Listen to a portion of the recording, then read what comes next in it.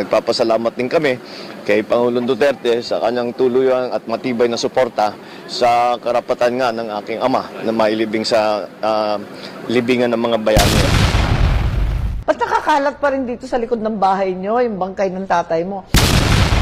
Una sa lahat, kay Pangulong Duterte na nagmungkahi nito sa Korte Suprema na kinatigan naman ang pasyang ito.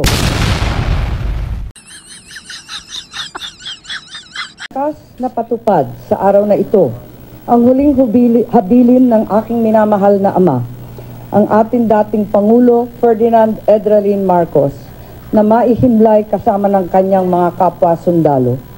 Ako at ang aking pamilya ay taus-pusong nagpapasalamat sa inyong lahat na nagpatotoo sa karapatan niyang mahimlay sa libingan ng mga bayani. Una sa lahat, kay Pangulong Duterte na nagmungkahi nito sa Korte Suprema na kinatigan naman ang pasyang ito. Una sa lahat, kay Pangulong Duterte. Tapos, nung naging president siya, nabalita din na pinalibing niya yung... Yes, yon. Doon talaga. Paano nangyari yan? Malaking bagay po sa atin yun sa amin yun, na kasi nakailang taon na, wala talagang maglakas loob na Pangulo. Nag-effort si Presidente Era, pero talagang magulo talaga at grabe ang negative at parang hindi pa napapanahon.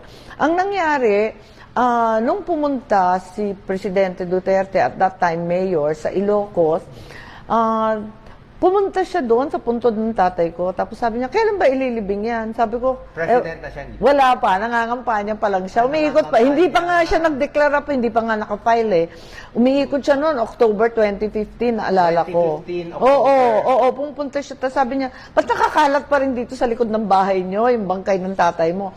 Sabi ko, paano walang maglibing? At ang habilin ng ama ko, bilang sundalo, kailangan daw siya malibing sa libingan ng mga bayani.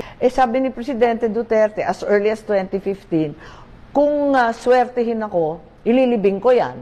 Sabi ko, ay, sigurado ka ba? Marami nang nag-try. Sabi niya. So, na-promise niya? Sabi niya, nasa batas naman, di sundan lang natin ang batas. Wala naman akong ginagawang kakaiba. Ayun.